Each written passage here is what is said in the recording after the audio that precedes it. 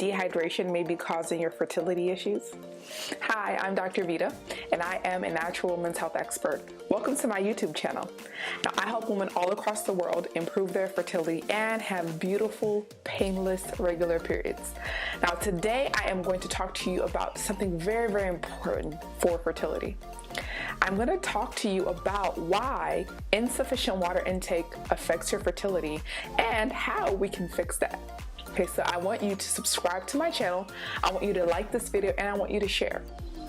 Now, let's talk about the ways that insufficient water intake can affect your fertility.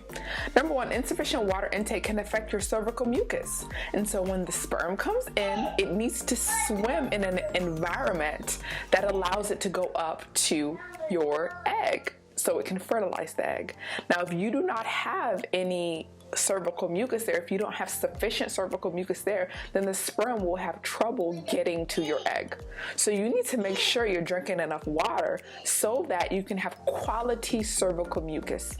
Now, I know a lot of women will use lubricants and different things like that so that they can insert that cervical mucus inside, but baby girl, just drink water.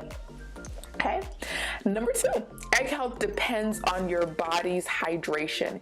If you are dehydrated, your eggs will have issues. Okay, so during the process of ovulation, there are eggs that are released from our ovaries, right? And so there has to be a watery environment there. And so there has to also be adequate blood supply for all of this to occur. And so if you do not have sufficient water intake, then there won't be a watery environment for this egg to be able to ovulate into. Then there will not be enough blood supply to make sure that the adequate blood flow is going to your ovaries. And so then you will end up with unhealthy eggs, and then your whole ovulation process could be hindered. So the third way is that dehydration actually thins and weakens your uterine lining. So whenever this beautiful fertilized egg is fertilized, it needs to insert into your uterine lining. And so if you have thin uterine lining, that prevents the implantation process or the insertion of the egg into your uterine lining. And so if you're not drinking enough water, then you will have a thin uterine lining, and actually more than that, you will have a weak uterine lining that's not able to support a beautiful human being. So drink more water so that it can also help have that thick, beautiful uterine lining. Okay. Another one is water plays a big role in your hormonal cycle. So I talk about hormones a lot on this channel, which is why you should subscribe.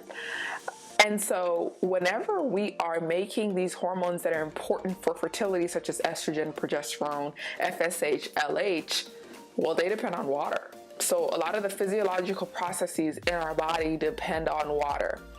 And for these sexual hormones to be produced, there has to be the maturation of eggs, that it triggers ovulation, endometrial proliferation, embryo implantation. There's so many processes that occur, and our hormones are the ones that trigger this process. They're the ones that control these processes.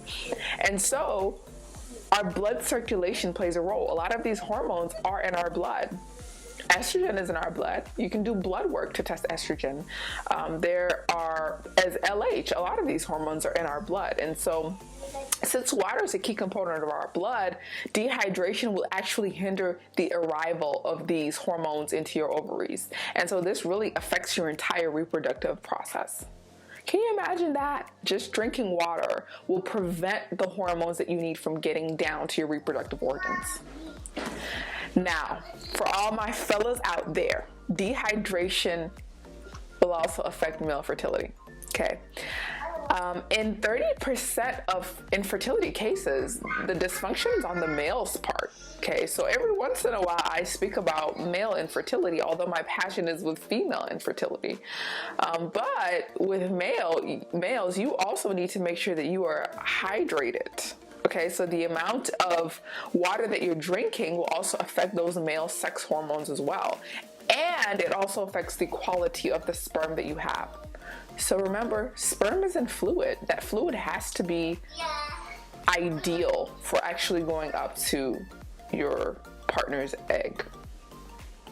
So Also, not just once the sperm is being shot up to the egg, but even the quality of the semen, right?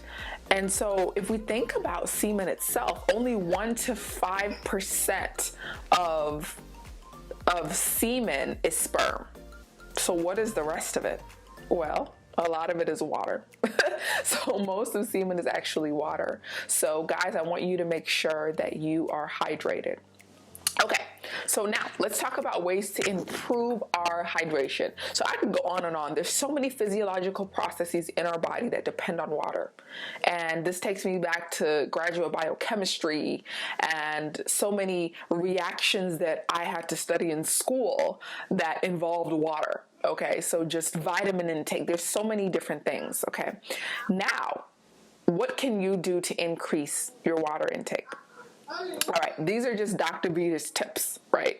So I want you to actually make a measurable goal, all right? So you can start by taking your body weight and then drinking half of your body weight in ounces. That's an okay starting point.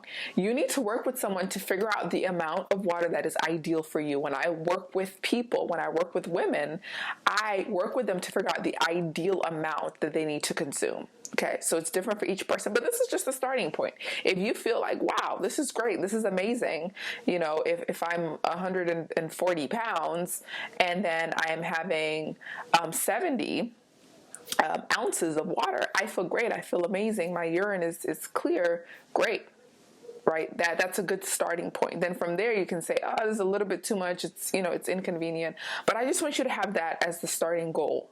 Okay, so have half of your body weight in ounces to drink. And I want your urine to be as clear as possible. Of course, after you take a multivitamin, your urine can be yellow because of the B vitamins that haven't been absorbed. But generally, I want your urine to be on the clearer side rather than for it to be yellow. Okay.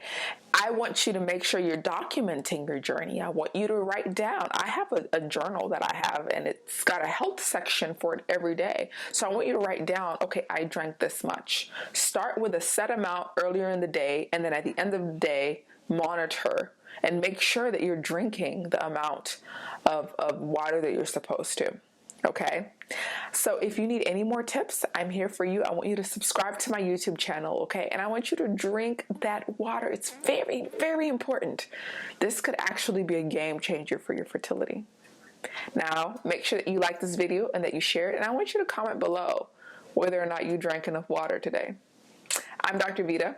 Thanks for joining me. To everlasting health. Bye now.